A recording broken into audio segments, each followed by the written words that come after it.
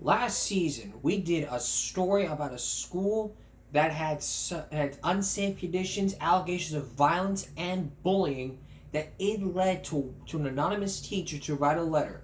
And that anonymous letter was posted all over social media, and it led to the school board getting involved.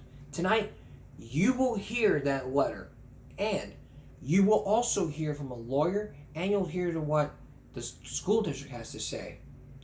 What was really going on in that school? Here's Shauna Hunt. Allegations of violence, intimidation, bullying, and unsafe conditions at this Mississauga Middle School are now being investigated by the Peel District School Board after an anonymous letter allegedly written by a group of teachers began circulating on social media. The teacher reached out to me and she sounded pretty desperate that she had run out of options. Retired lawyer turned community education critic Michael Tepper says he received the letter directly from a teacher at Tompkin Road Middle School and was asked to help spread the word, telling me staff there feel like they've hit a wall and had no choice but to take their concerns to social media. As explained in her letter, she had tried to go through the chain of command at the school and she felt that they were just being ignored. The anonymous letter outlines a long list of violent and unsafe behavior by a group of students. Some of the claims include students defecating on the bathroom floors and rubbing their feces on the walls, homophobic slurs and swear words being yelled in teachers' faces, students threatening each other with X-Acto knives and meter sticks, blasting music in hallways and playing basketball during class time, doors being busted down, the bathrooms being taken over, and the office vandalized. Staff at this school also claim that they have pleaded with the administration for help and guidance, and they've exhausted all the methods they were trained to use, saying there have been no consequences. The letter has been circulating online for about a week, and now the school board confirms it is investigating. In a statement, City News is being told the superintendent is also aware and is at the school today facilitating a series of scheduled meetings with staff throughout the week. It goes on to say, we can also confirm that for specific items alleged in the letter, student suspensions have taken place. But our follow-up questions regarding suspensions and the timing of the investigation have gone unanswered. I'm glad to hear that the superintendent is there, that they have a physical presence. I think it's essential that senior staff actually step into schools to see what's going on. Senior administrators and ministry officials need to put their heads together to come up with appropriate ways to deal with these situations. According to the letter, staff here would like to reinstate structure, standards, and expectations. They're calling for a cell phone ban and want to ensure that there will be consequences for misbehavior. In Mississauga, Shauna Hunt, City News. Now here's some common sense. With the question, I call it a common sense question.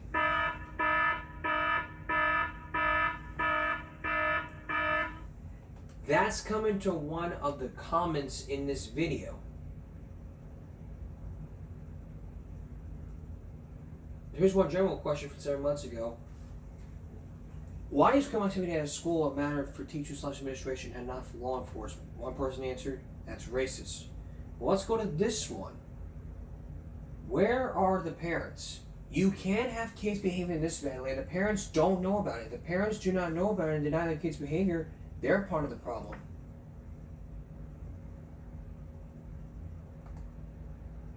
If you've been in, they don't care. And from one person, this is one, how not to run a school. Weak consequences could be like a consequence. You cannot operate an educational institution without holding students accountable, obviously. A national billboard advertising the dangers of working as a teacher and why you should never consider becoming one.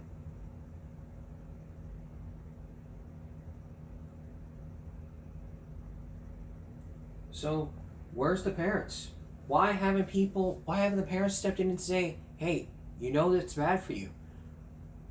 Teachers have, I'm telling you, school administrators and teachers have the right to call parents whenever a child misbehaves. For that particular reason, if a child misbehaves, then the teacher or administrator has the right to call the parents. We all learned it when we were kids. But for these conditions, nothing was done. The wiping of the feces, the defecating the floors, if there was a self-ban being put in place, I mean, it would really help to help learn a lesson saying, hey, you know, we cannot be having this happen.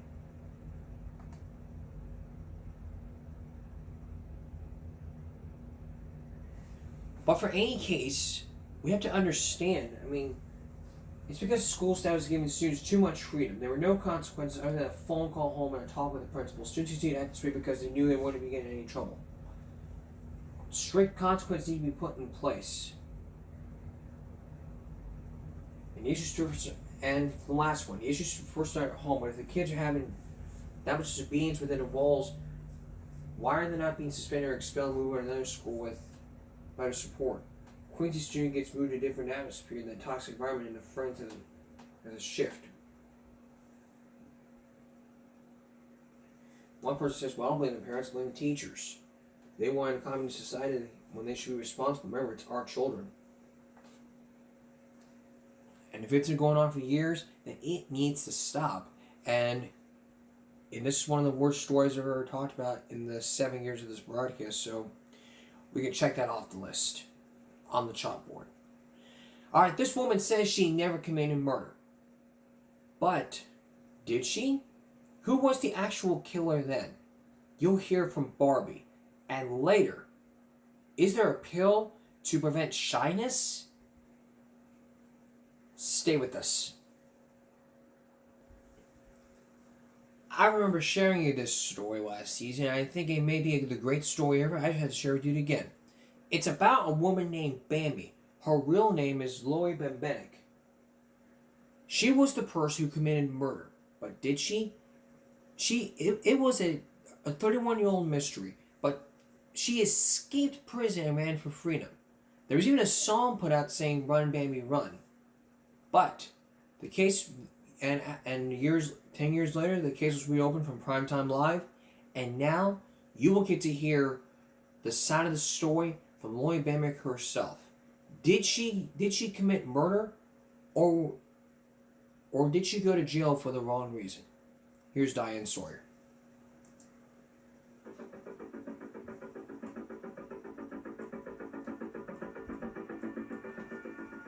February 1982. Bambi, the made-for-TV murderess, goes on trial. She is Laurencia Bembenek, a former cop, and according to prosecutors, a shallow pinup who is craven about fancy clothes and life in the fast lane. So craven about the $700 a month her husband is sending his ex-wife for the mortgage and child support that she hatches a plan for murder. The prosecutors say this is what happened. In the middle of the night, Lori Bembenek put on her police shoes and jogged 2 miles down this road until she got to the house where Christine Schultz lived. There, she stole up to the second-floor bedroom, bound her husband's ex-wife, and gagged her with a bandana. Next, she wandered across the hall into the children's bedroom. Later, the boys would tell of a large person in a green jacket, wearing a dark wig pulled into a ponytail. A killer who put a huge hand over the older boy's face and terrified him. Then the killer moved back into Christine Schultz's bedroom and fired a gun into her back at point-blank range. As the killer fled, the two panicked little boys tried to put a bandage on their mother and then frantically called for help.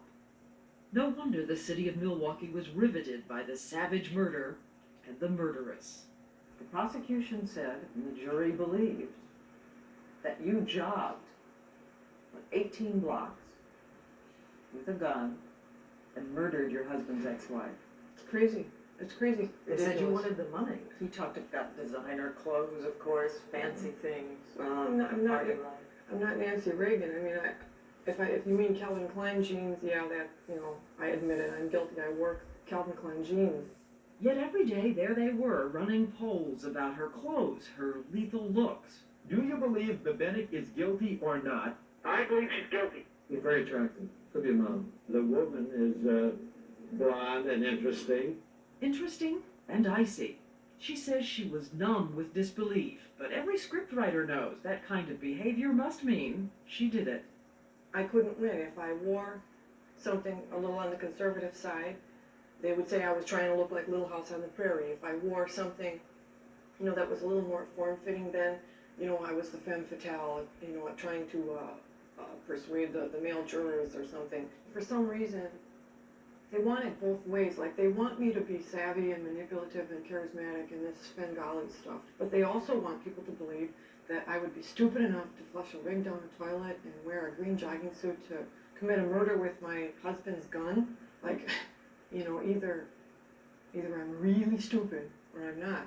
You think she's a murderer? Well, yes, I do believe she's a murderer. Robert Donahue is the assistant DA now overseeing the case. He says Bembenek can protest all she wants, but the evidence was conclusive. You think her trial was completely fair? I would not say any case is completely fair. The issue was, what did she receive a fair trial? I'd say yes. And just take a look at the evidence. The things that led a jury to convict her of murder. First, the murder weapon. The prosecution produced it. The .38 caliber revolver her husband Fred Schultz kept at home, where Lori admitted she was that night. Second, her hair was found in the bandana that had been used to gag Christine Schultz.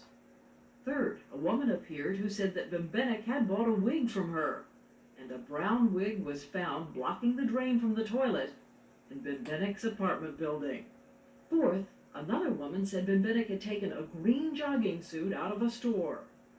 And then, finally, the star witness appeared, Bembenek's old friend and roommate, who seemed to seal the verdict when she said yes, she had seen that green jogging suit, and with her mother heard Bembenek say, with all seriousness, she said that it would pay to have Chris blown away. 2 witnesses said that you had said that it would pay to blow her away. Yeah, I know, and that's just absolutely not true. Did you murder your husband's ex-wife? No, absolutely not. if that's true, how could Lori Bembenek end up this way, about to spend her whole life in jail? The little girl who grew up in the Polish working-class neighborhood and, yes, posed for a pinup 13 years ago. I'm sure everybody has done something when they're 18 or 19 that they wouldn't like to admit to today. But she also worked for feminist political groups and became a cop, as her dad had been. A star among the 100 women on the force of 2,000 men. Men who, she said, ridiculed rape victims and tormented women officers. Others, afraid to be identified, officers who were there with her, confirm her account. She kept speaking up and she wouldn't let it rest. So they had to do something major to deal with her so that she wouldn't expose certain individuals. She was viewed as a person that was a troublemaker, and they were trying to get her off of the police department. And they did. Bembenek was fired, accused of lying about the fact that her friend and fellow cop, Judy Zess, had been smoking marijuana. In retaliation, Bembenek turned in photographs of male cops dancing nude in the public park in front of children. And she started filing serious discrimination charges. I did have my tires slashed and I was getting the threatening phone calls and a dead rat was found on the hood of my car. But that changed after she got married to a policeman, Fred Schultz. Who was the man you married? I don't know. Did he love you? I thought he did. And he did stand by her, even after she was accused of killing his ex-wife, even as all that evidence was introduced in the trial. There were missing links, and it causes me to conclude that the truth is not out in this case yet. I think what comes out of it is that the case against her is very, very, very dubious. Attorneys Frank Morocco and John Callahan and Detective Ira Robbins are just 3 of the dozens of defenders who, over the years, reviewed the Bembenek case and concluded she is innocent. Morocco and Callahan are with the high-powered Canadian firm Smith Lyons, but they donated hours of time in the hope that someone would reopen the case and look at the evidence. I think it's for me to say that there are circumstances in this case which defy explanation. You draw your own conclusions from it. So we decided to re-examine the evidence ourselves, to see how it stood up after all this time. We began by trying to find that star witness who had disappeared in recent years. We finally tracked her down in a small Texas town. Judy Zess made it clear to us she thinks Lori Bembenek is guilty, and guilty or not, she doesn't like her. Saying as we arrived, I'm sick of hearing that blank Laurie is innocent. Diane Sawyer, you and me wouldn't be doing this story if she was some fat hogger. We also noticed that as we asked Judy Zess about her testimony, we got wildly varying answers. First, she contradicted what she said at the trial, telling us Bimbinek wasn't really serious about wanting to blow Christine Schultz away. I've always said the same thing, and I've never recanted my testimony. But whatever she says, we discovered that over the years, she's left a trail of reversals, retractions, confessions that would make a contortionist dizzy. In 1984, when she thought an investigator might give her money for her story, and she says she was smoking dope, she told him the police did a fantastic cover-up. She even said flatly in a stress test, there was a conspiracy to frame Bimbinek. So was that the truth, or was it a lie? I wasn't lying. I just still to this day have questions like everyone else. But this isn't just sort of a vague, ambiguous, I wonder here. This is, can you provide evidence that there was a conspiracy to frame Bimbinek? And you say yes. Well, they wanted her, and they convicted her. But what do you really think of her reliability? You're one of your star witnesses. I'm not going to comment on how I feel about somebody's reliability. I'm just not. So if Judy Zess turns out to be a marginal witness, what about the evidence that seems so clear-cut? For instance, the blonde hairs, just like Bimbinek's, that were found in the bandana used as a gag. I found no blonde hairs. This is Elaine Samuels, the woman assigned to review the evidence brought in from the murder site. She was then the city's assistant medical examiner. She says there's no way she could have missed those hairs in the bandana. Those hairs could have got there only one way. Fairly recently, I have learned that the bandana had been removed from the evidence room by the police and returned a day later. It would have been very easy for someone to take a blonde hair off Laurencia's hairbrush, put it on the bandana. The blonde hairs have to have been planted by the police. Nobody else could have planted them. She was just wrong, okay? You're saying she was incompetent all those years? On many things, that was our position, many Doesn't things. say much about your departments here. No, it's not our department. But Samuels isn't the only person involved in the case to tell prime time that the Milwaukee police investigation was a strange and suspicious travesty. Even when it came to the piece of evidence that would end up sending a woman to jail for life, the murder weapon, the gun which Laurie's husband Fred kept at home. If you were going to kill someone, would you have known that the bullet could be traced to the gun? I was a cop, of course. Of course. I mean, you know, you'd throw it in the middle of Lake Michigan. You'd do anything but to, you know, use your husband's gun and bring it home. Why don't you just put up a neon sign? I mean, that's crazy. And indeed, her husband Fred and his deputy, Michael Durfee, even testified that they had checked that gun a few hours after the murder. I removed it, and I opened the cylinder, and I checked various parts of the gun, including smelling it to see if it had been fired. You didn't think it had been fired, correct? In my opinion, it had not been fired. In fact, Durfee made a comment to Fred. He said, Jesus Christ, don't you ever clean this thing? And he handed it back to him because it was full of dust. And yet in the trial, police produced a gun they say matches the bullet that killed Christine Schultz. They say it was the gun at home with Bimbinek that night. The problem is you have to take their word for it. There was no record of the serial number, and Durfee said he threw away his notes. Eureka, they don't write down the serial number. 2 experienced police detectives with 13 years experience make their report, check the gun, indicate there's a presence of dust, it wasn't fired, and they don't write the serial number down? Obviously, it would have been nice if he had written down the serial number. And throwing away his notes? You don't think there's anything unusual about this? Is it an unusual? Sure, it's unusual. Is it unusual? Yeah. But during the trial, a lot of the evidence the state puts on is unusual. The real trial is very different than TV. Now, how can we even say that the gun they took to the crime lab is the same gun they checked that night? The murder weapon isn't the murder weapon. And now Bimbenek's Canadian attorneys say they have the foremost experts in that country ready with a bombshell. They say if you look at the large size of the wound, it couldn't have been caused by the much smaller muzzle on the gun produced at the trial. You cannot create a 250% discrepancy. Primetime has also consulted top ballistics experts in the United States. And we too were told that the weapon introduced at the trial did not kill Christine Schultz. And yet, when Bimbenik's lawyers asked Donahue to send the gun to the FBI to settle all this, Donahue said he had his own experts, and that's enough for him. Why not give it to the FBI? I'm not going to comment about an investigation, stuff we're investigating. And one more thing that was dismissed at the trial. There were only 2 witnesses that night, the 2 little boys who had watched their mother die. On the stand, Sean, the oldest, 11 years old at the time, was asked about the killer who had put a hand on his face. Do you have any doubt at all that it was or was not Lauren? It wasn't. Sean said it was impossible. It was not a woman. It was a very big man. Prosecution said that you, at one point, went into the boys' room and put your hand over the face of Sean, the older boy.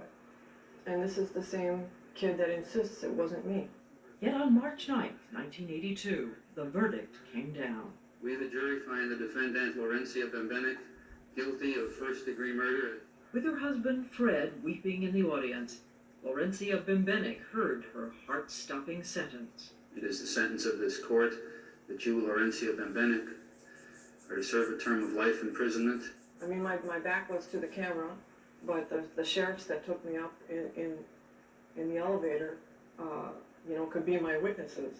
I was sobbing so hard, I couldn't hardly breathe. It's like a defense mechanism. You can't even bring yourself to believe that you've just got a life sentence, you're not going anywhere, you're convicted, that's it, that's all. That's it, that's all. When we come back, if Bambi wasn't the killer, who was, and why didn't the police do anything about it? Part 2 of Diane Sawyer's interview. When we come back, stay with us. Returning now to our story. Lori Bembenek, aka Bambi, is now serving a life sentence without the possibility of parole for a murder that she says she did not commit. But if Bambi wasn't the killer, who was? And why didn't the police follow the procedure? You will now hear more from the police department, and you'll see more of the evidence that's been put in place.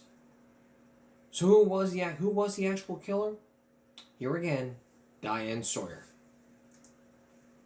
The 9 o'clock nightly news. It's been nearly 24 hours since Laurencia Bembenek slipped through the hands of the law into freedom. The bulletin sent Milwaukee into a complete spin. After 8 years in prison, Laurencia Bembenek was making a race for freedom. Run, Bambi, run. There were bumper stickers everywhere saying, "Run, Bambi, run."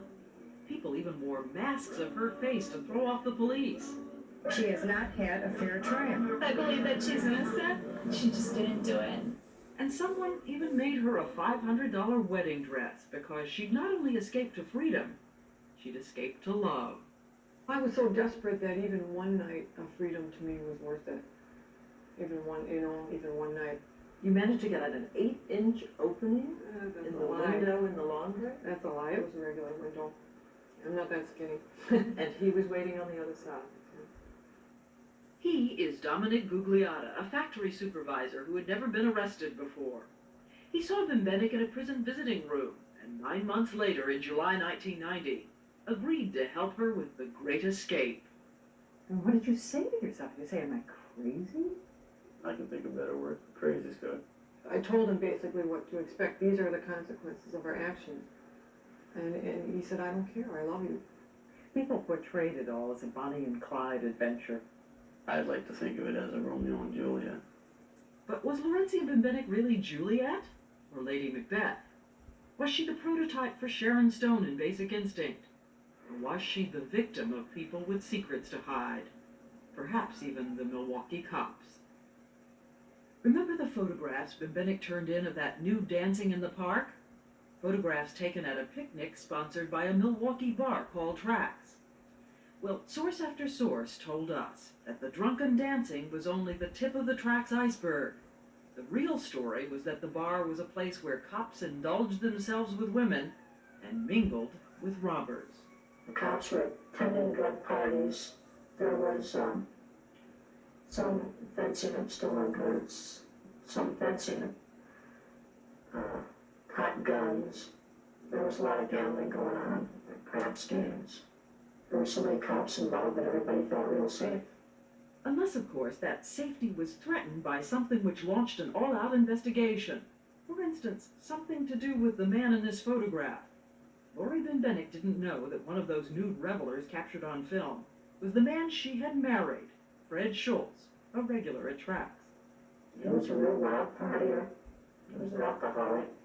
I saw him taking pills a few times. He had a real bad personality change when he got drunk. He'd get real violent, obnoxious, and loud. Fred Schultz, a man involved at Tracks, and a man who by several accounts deeply resented his ex-wife. I heard him complain about the money that he had to pay for alimony, and the fact that she got the house. Christine was afraid of threats by Freddie Schultz, her former husband. This is Christine Schultz's lawyer, Eugene Kershak, who told the police immediately after the murder that his client had worried aloud about her ex-husband, something the jury would never hear. She started crying and said, "I'm worried about my life." And I said, "What do you mean?" She said, "My husband, Freddie Schultz, has threatened my life." Despite all this, one person was given immunity in the case of Christine Schultz. Only one. Why was Fred Schultz given immunity? He was basically didn't cooperate with the prosecution of the case, and he was given immunity. Okay, a decision that was made. It's been done before. That happens. Okay, he was looked at. There was no evidence pointing to him. What about the fact that Christine Schultz apparently felt that she had to worry about him? Her lawyer said that her last words were about fear of him. Being afraid of something. You know what I mean? What does that show? Okay, Fred Schultz didn't commit the murder. And after all, hadn't Fred Schultz been right there during the trial, weeping for his beloved wife in the courtroom, and promising, "I'll wait for her forever. I don't care if it'll take 15 years. I'll wait for her." This is what he was saying to the press. He kept saying that he loved Lori so much. And yet, like 4 hours after she was incarcerated, he was out dating other women. Benbenick's mother, Virginia, says Schultz sponged off her, even writing her bad checks, before, 3 months later, his eternal devotion to Lori ended. He sent you a farewell note? "Dear Laurencia, goodbye, good luck, Fred." Yeah. That's the last you heard? Yeah. And eventually, Fred Schultz even showed up on television, declaring that his wife was guilty after all. She marched across the hallway, put the gun in Christine's back, and pulled the trigger. And that's a fact. And sitting there with them, also proclaiming her guilt, Benbenick's own lawyer, Donald Eisenberg. Benbenick's parents say they have now learned that they weren't the only ones paying Eisenberg.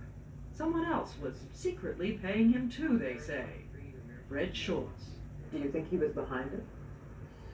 But it seems very probable to me that he hired someone.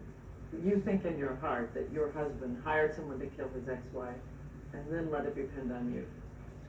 Well, there is no other explanation. Buddies. Definitely buddies, not just associates. They were friends. Enter the most mysterious character in the plot, Fred Horenberger, friend of Fred Schultz, frequenter of Track's bar, convicted felon, armed robber, alleged drug dealer. Tom Eckert, who has a long criminal record of his own, was once an accomplice of Horenberger, and says his friend had an unmistakable method of operation. Fred Horenberger was known to do armed robberies with using army clothes as a disguise. And he would use a red bandana across his face, and usually some kind of hat or a wig or something. A wig? Yeah. What kind of wig? I don't really recall. In other words, he would go with a full disguise. And you know these things for a fact? Yes. You were there. How big was Fred Horenberger? He was a weightlifter, and he was into physical fitness. A large hand? A large hand, yes. Remember what that little boy, Sean, said at the trial, that the killer was definitely a big man. How big is your hand? Let me see. Yours, if you want. Mine's bigger. And since the trial, 8 witnesses have come forward to say the night of the murder, they saw a man in a green jacket wandering the neighborhood. Not only that, a month after the murder, according to this police report, something eerily similar happened again. Some of Hornberger's henchmen, one with a green jacket and ponytail, tried to rob a woman they all knew. A woman supposed to be hiding thousands of dollars worth of drugs and cash. You'll remember her. She was that star witness, Judy Zess. Down in Texas, when we asked her about all this, she said to us, "What do you guys want me to do, confess?" After 5 blanking years, pardon my French, everyone says, "Oh yeah, I think that Zess girl did it." So Judy Zess denies it, and Fred Hornberger denied it too, before he committed suicide in November 1991. And when we went to talk with Fred Schultz about all this, we had to track him down. He's left the police force and is now living in Florida, in a house with a pool and a nice car out front. We saw someone in the dining room when we were approaching, but he refused to open the door, and then turned out the German Shepherds. I have never seen enough proof or even anything would show that there were other people involved. I mean, there just wasn't. Okay? You'll never know for sure. God knows for sure. Even so, a special prosecutor has now been appointed to start investigating the role of the Milwaukee police in the conviction of Lori Bembenek. Is there a lot on the line in this case? And making No. sure this conviction sticks? No. I've been asked that, but there's nothing on the line. Unless, of course, you're the woman and the lover who made that escape into Canada 2 years ago. Just the ecstasy of real simple things like petting an animal and walking around at night looking at the stars. Do you feel like a romantic or a chump? I don't think I like your choice of words.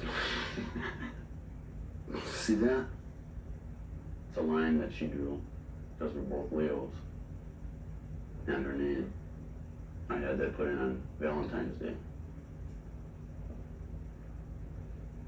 What a guy that didn't care to do that.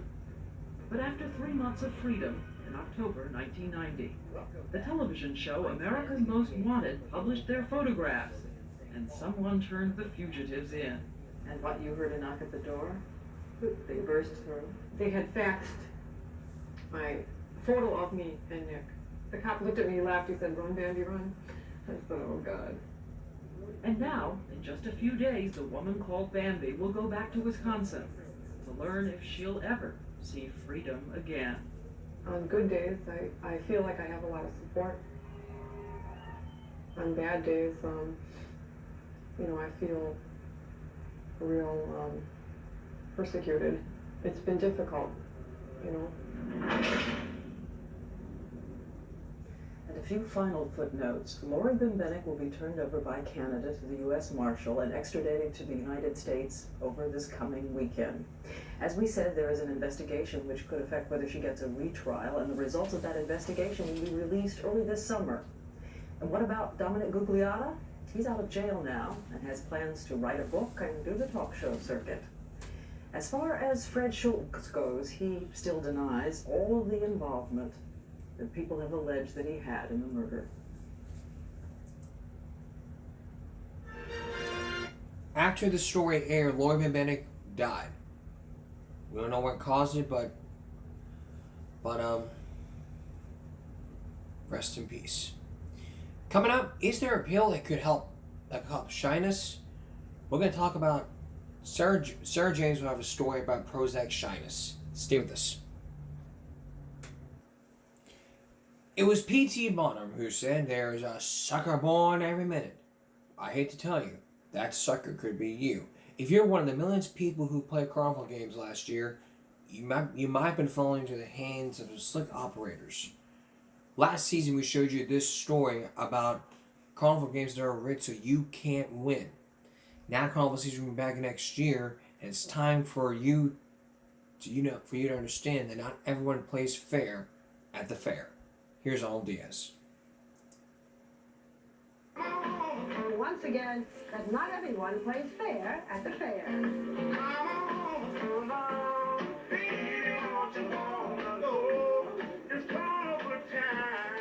Every year, almost 20,000 carnivals and state fairs come to towns and cities across America. They're fun for the entire family. a place where kids can experience the thrill of victory. But a 2020 hidden camera investigation finds some carnival games are fixed, so you can't win. In the business, they're called racket games. The honest operators would love to see the racket games off the midway. We hired former police investigator Bill Howard to survey a dozen carnivals. He reported finding rigged games at 9 of them. The worst example, the games run by carnival giant Murphy Brothers at the Super Fair in New Orleans, the largest indoor carnival in the country. Take the rig toss game. Chances are this young girl will never win. Try it again. We watched people play for a solid hour, and nobody could get the ring over the orange block. So we wondered if they actually fit over. So we asked him to take any ring and slip it over the block. He tried, but it wouldn't go. Then he moved the block and tried it again. Frustrated, he broke it. Is this rifle game truly a game of skill? To find out, we brought along junior rifle champion Michelle Montara. The object is to shoot out the red star, but Michelle's gun kept jamming. Let me give you a different gun. That one's working. The other gun also jammed. That's because we discovered this carny uses smaller BBs than the gun is designed for. As a result, Michelle never came close to winning. At the bushel basket game, I thought I heard the carny call me Mark. Mark is the carny's name for players they plan to cheat. All he's going to do is put 2 balls in the basket. Notice when he demonstrates, he leaves the ball in the basket to deaden his throw. And he does the same thing when he offers me a free try. That's pretty easy. However, things change after I give him my money to play. You can see he now takes out that helpful deadening ball, and the result is I lose. As if that's not enough, another carny was making up his own rules for this game. All right, now the outside game's for 10 in. 10 in to win? That's impossible, says retired police officer Tom Taylor, who trains cops to spot carnival fraud. Stud games played everywhere that I've ever seen it. 2 balls in wins. And to work it so strong that you got 10 in wins is taking money from people. It makes it a sucker's game. Yes. And in fact, the rules here only require 2 in to win. But this carny has turned the rules board face down. Where are the rules posted here? Where are they? I don't see the rules anywhere. We knew that this guy had recently been caught doing the same thing at another carnival. Are you up to just like cheating people here? Are you into cheating people here? You've been arrested, haven't you? No, I haven't. You've never been arrested? You never pleaded guilty? He's lying. Here's his mugshot from when he pled guilty to a misdemeanor violation of Oklahoma's carnival laws.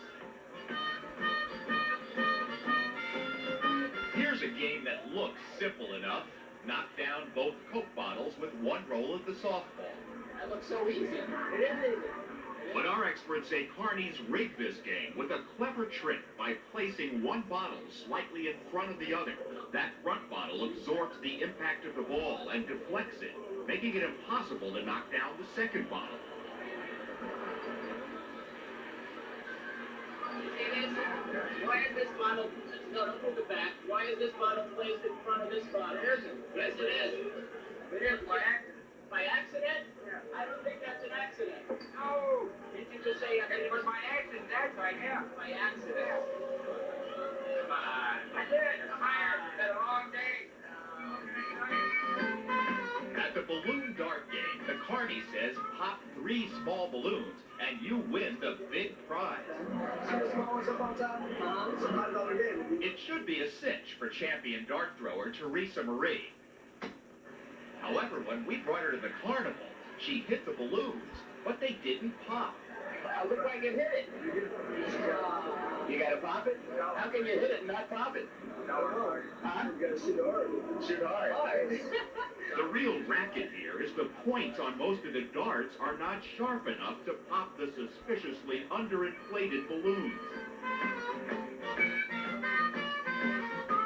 The most popular game on the Midway played was basketball. Some people spent more than $20 trying to make a basket, but they didn't know what I found out. That a regulation size basketball? Yeah, 3 extra ball. A couple more pounds of air? Yeah. So it bounces off a little off the rim. Yeah. Gotta do something, baby. Right. Is it a regulation size rim too? That's a little smaller too. A little smaller too. An overinflated ball and a small rim that's not even round. It's oval shaped. No wonder there were so many losers. I spent $30. I mean, the ball will go in bounds when it come out. When Murphy Games manager Nigel Carley came over, he said he tries, but it's difficult to control so many game operators. It's my job to make sure they're all appropriate games for the public. To prove our point, we took him to the ring toss, where we asked the carny to demonstrate that the game could be won. The easiest way to do it is to come down at the block from up above. But you're still not doing it. You're right up close. Let me see. We let him stand a lot closer than he lets the players, and he missed one after another. 8 times he tried and failed from less than a foot away. You get my point, right? You get my point. Even he was very. Our next stop, the Coke Roll, where they were doing the same crooked setups I'd seen earlier. I said to the guy, watch the left one in front, and he said it was an accident. Now I come up, and they're set up the same way. You see the way that's set up? That's designed to make people lose, isn't it? Excuse me, hold on a second, I'm talking to him. I would say you get it on slow motion, this and that, the ball hitting this and that, and a quarter of an inch isn't going to make a difference on the game. Oh, yes it is. With a crooked setup, even if the ball hits right in the middle, this is what will always happen. Only one bottle will go down. On to the rifle game, where our expert explained the problem to the manager. You be shooting it halfway around, it'll jam. And sure enough, when he tried, the same thing happened. If you ride it into the jammed, I guess that's part of the air in the mechanism. I mean, that's part of a game. Part of a game? Only one that's designed to make you lose. As is this basket game, another 10-in to win racket. The carny insisted he could get 10 balls in, so we said, let's see you. He did no better than the players. That was an almost. Give me that. Y'all got me really nervous. Yeah. Isn't this a classic con? No, it's not a classic con. People cannot win this. They are going to spend so much money because every time you miss, you got to spend another $2. Okay, so now the next thing is to perfect the game. So now, The manager said this was a new game they were trying out. But he couldn't use that excuse when we returned to the balloon dart game, where the carny said the little balloons were easy to break. Can you do it? yes, sir. All right, go ahead.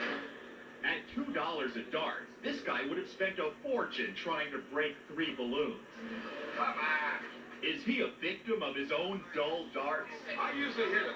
It took him 13 darts to break 1 balloon. At that rate, it would have cost him $65 to win the prize. And in some games, even if you win, you get ripped off. Instead of getting one of the nice prizes on display, we saw the carnies reaching into a hidden trough for a much cheaper prize, like a plastic squirt gun, a prize the carnies call slum. Those pieces of junk that people get, and they think, what's this? Because all they say are these small prizes over there. Why are these hidden back here? Clearly, our visit shook up the largest indoor carnival in the country. The games manager promised us there'd be changes made, so we came back the next night, and sure enough, our walk down the midway found a lot of good things that hadn't been there the night before. All of a sudden, it seemed like everyone was winning.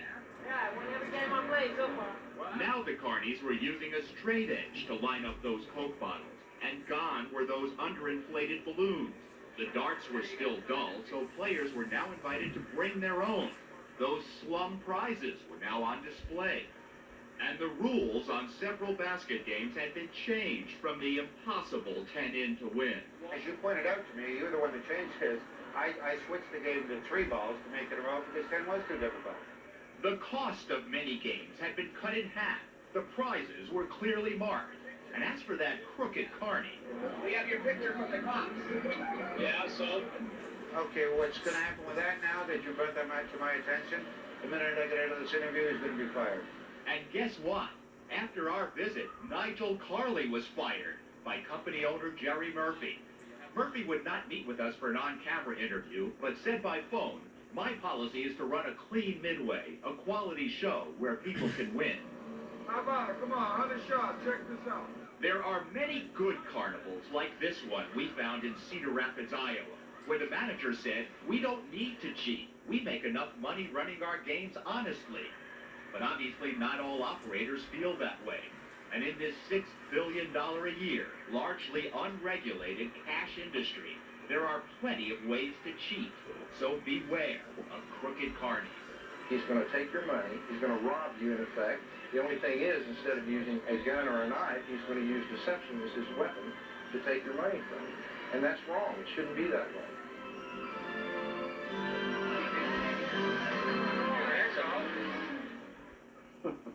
Arnold, is there any way of knowing whether a game you approach is honestly run? You can't know for certain, but there are a few things the experts say you can look for. If they only give out big prizes, watch out. It means there probably won't be many winners.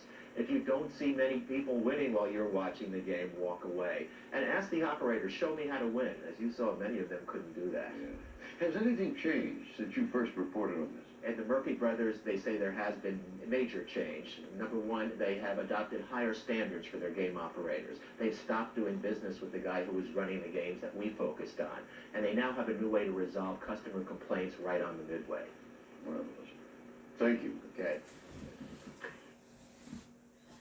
What a good story to know all about the crooked carnies. How can you spot a crooked carny? We'll tell you some more tips next. Stay with us.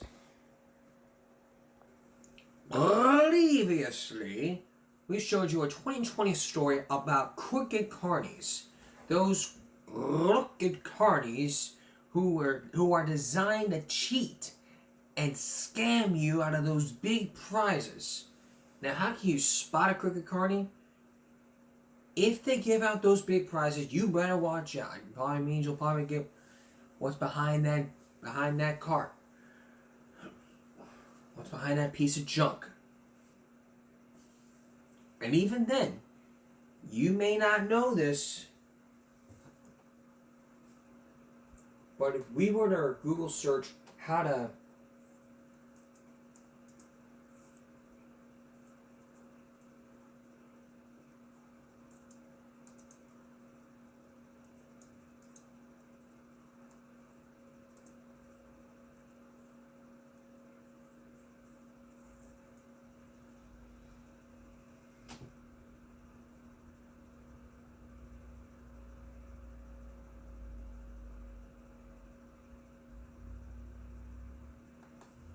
It's the carny and the mark. This is what according to the Time magazine.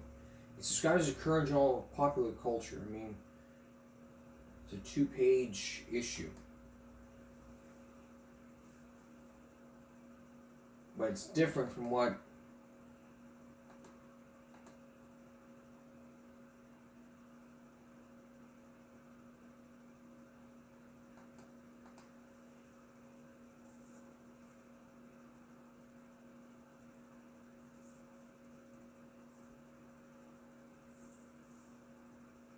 I mean, like I said, it's all about these carnival games. Like Arnold Diaz said, if I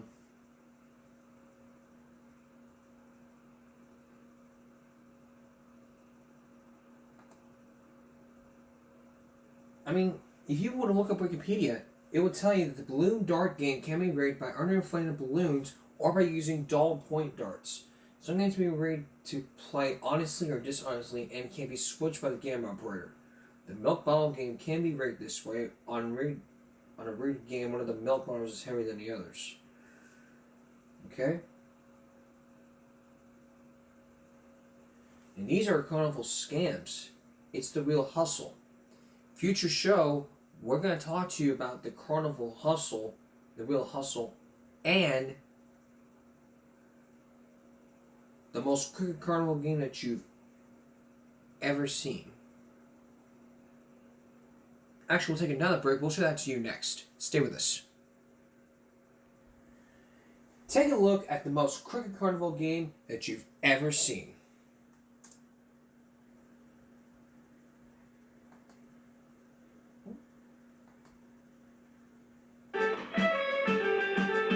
This is the seaside town of Bournemouth, where locals and tourists flock to enjoy the sun and while away the hours on the rides and amusements. Paul and Jess have set up their own stall, offering amazing prizes from games consoles to widescreen TVs. This is the Razzle Dazzle. Paul starts touting for business. Come on guys, come and play. It's just a game. We don't mind. You get 2 free rolls. It's really simple. It's £2 a roll. I'll give you 2 to start. You win any of the prizes that you see here today. When you roll, whatever score you get, will make points. If you roll a 41, you get a point and a half, like that.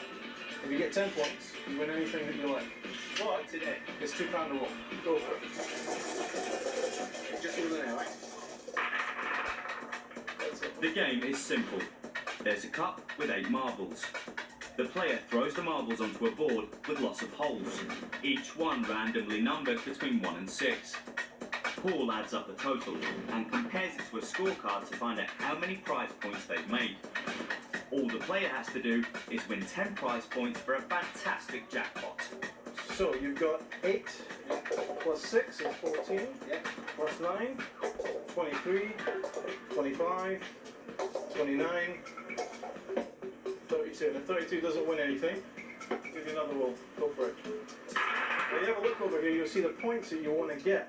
So that's 35 plus 4, 39 plus 5, 44. So 44 is 5 points. You're already halfway there. That's lucky, to be honest. That's really lucky to get so far so fast. Stay if I've got another £2. Absolutely. If you keep playing, your points are good. As soon as you walk away, you lose. What do you want to play for? Well, that's 5 plays. We'll give you change back if you win ahead of time. So what do you want to play for? Yes, free. You want to go for the games console? He's playing for this, a top-of-the-range games console. Go for it. Roll.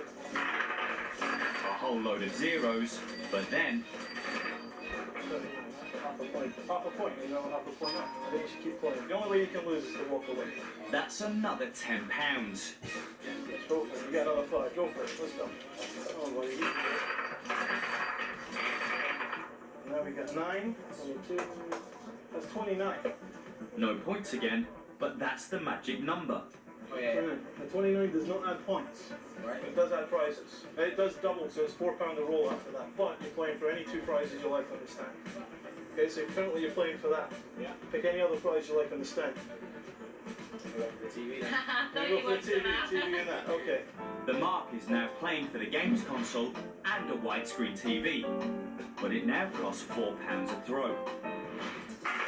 30, nothing for 30. Another £4 if you want to play. Come on, look at what you're playing for. You get 5 plays for that. 41, there it is. 1.5, so that brings you up to 7.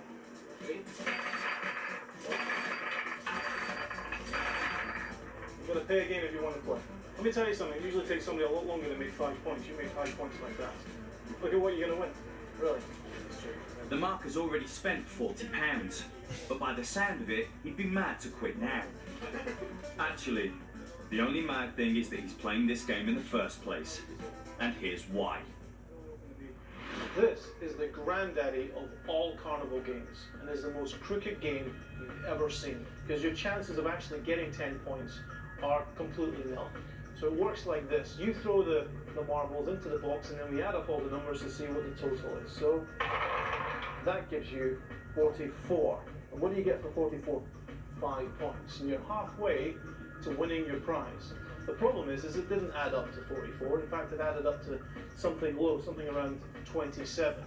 But what I do is I miscount when I want to give you points and keep you interested in the game.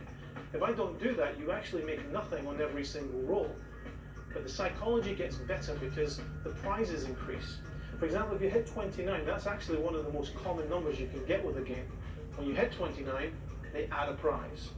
However, you also have to double your investment. So even if you start playing for £2, suddenly you're playing for much more. And I keep doing this until I've got all the money in your wallet. The razzle is designed to be confusing. That's why there are so many marbles and so many tiny numbers. No matter where the marbles land, the chances of making a winning total are astronomical. The total will almost always equal 0 points, or 29 to add another prize that they'll never win.